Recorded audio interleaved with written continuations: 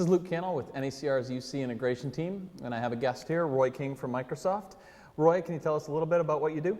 Yes, I'm a senior partner marketing manager, so I work mainly with our systems integrator and service providers on their go-to-market programs. Fantastic, thank you. Microsoft recently announced Skype for Business. Congratulations on that. Can you tell us a little bit about the exciting features coming in the product? Yeah, I can certainly tell you a lot. You know, the first thing to know that we announced today was the release of the tech preview of the new Skype for Business client. So essentially what that does is let existing Link users try out the new user experience and that design, but they can do it with with their Link 2013 platform that they know and understand. But this helps them helps user adoption really understand what the new experiences and the work we've done to really enhance the experience, but also sort of shorten the time it takes to go through certain actions. So like transferring a call to a mobile phone, we've reduced the number of clicks for that, et cetera. So we've really been working on again, just taking the lessons learned from over billions of Skype client downloads and user experience and applying that now into the commercial software. So that's the first thing you'll notice is just the new experience. It's inspired by Skype, but it's got today it'll have all of the same Link functionality. Now when we start releasing the final builds starting in April, we will be there being able to offer some of the real new functionality. So one of the little things that I've started using a lot is the integration with the Skype directory search. So I can look up Roy King in Seattle and find me and see if I'm online and start a call. So we're really being able to break out of just being able to communicate within your organization, but making it easier to talk to other customers or partners, suppliers, et cetera. In terms of other functionality, a lot of work has been going around the meetings scenario and understanding those use cases and how they interact with other processes and other applications. So better OneNote integration, better Office integration, et cetera, has been a really big effort. And you'll see a lot more coming out from us about that. Fantastic. I'm looking forward to checking out that tech preview.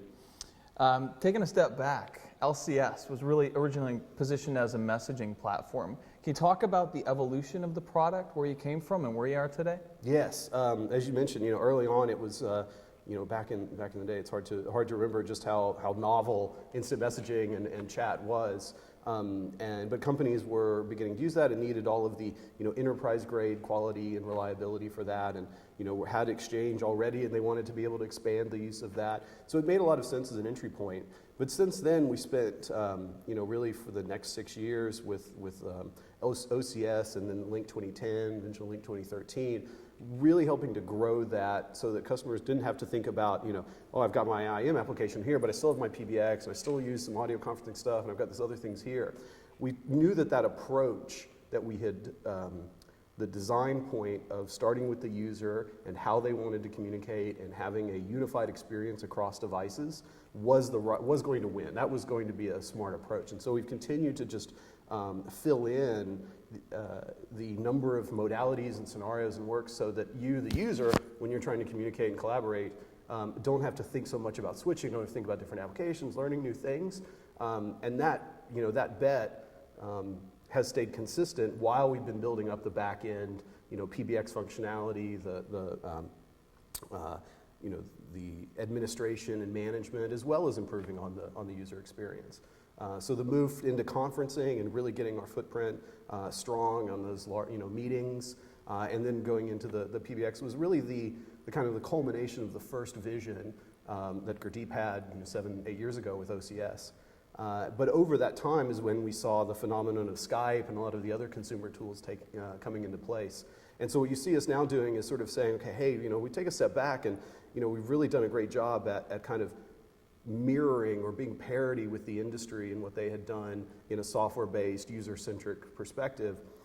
But recently we realized that we're not done though. There's actually all this other new headroom of communication scenarios that people want to have that are only possible now in the cloud world with the internet and the availability of devices. So we really have got to start thinking differently about building on that platform, but now taking it to another place. Absolutely. It's certainly a vision that is coming to fruition.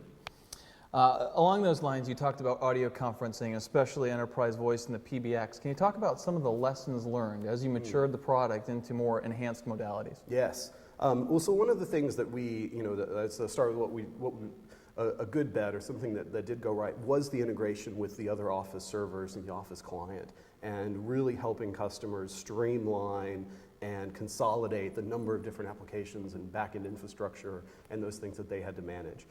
That's been very successful. However, real-time communications in Link is just so different than Exchange and SharePoint and some of these other productivity applications. And so we've really learned a lot of lessons in the underlying management, the underlying quality, how to do things right up front so that customers don't experience the sort of quality of service problems that they run in, that they've been run into. And I'll give you a quick example. A lot of people start with a proof of concept and have a dozen people, starting and using Link, and they love it. And now it grows, and now a couple of weeks later, you've got half the company doing multi-party video, meetings with video and content sharing on their wireless network, which was never designed for that, and all of a sudden Link isn't working so well. And that's our problem, even though it's not, there's no code that needs to be fixed. It's a network management and optimization issue. So we've really had to expand our view in thinking about, hey, there's just our product and how it works, but how does it touch the rest of the network? How does it touch the rest of the operational systems? And so we've really been looking at the whole, kind of stepping back from a focus on just deploying the service to understanding how's the right way to plan, what is the right way when you've got it deployed to drive adoption, and getting that virtuous cycle going of more and more people using it, but doing so in a planned and thoughtful way. That's been our biggest, I'd say, improvement. Great, thank you for that. Anything else new that Microsoft has here at Enterprise Connect outside of Skype for Business? Yeah, well, related, you should definitely come down to the booth and check out the prototype of the Surface Hub. So the Surface Hub is a new line of Windows 10 Microsoft Surface devices, but designed for teamwork and collaboration. And it has an integrated native Skype for Business application built into it, so that it is, like with the room systems, one click to start a call or join a meeting. And that the integration of the collaboration aspects and actually getting work done while being on a call and having that great, telepresence-like experience on an 80-inch touchscreen is amazing. It's a game changer. And so you can see that. You can see the Link room systems. You can see some of our other conferencing equipment and the partnerships that we've got there. That, to me, has been, frankly, in my own working experience, that's been a big change in the way that I work and the way that I communicate with my colleagues, especially out of the office. Absolutely. We'll be sure to check it out. Roy, thank you so much for taking the time out of your busy day today. We've got a lot of stuff going on at Enterprise Connect and looking forward to seeing more good things. And my pleasure. Thanks a lot. Thanks.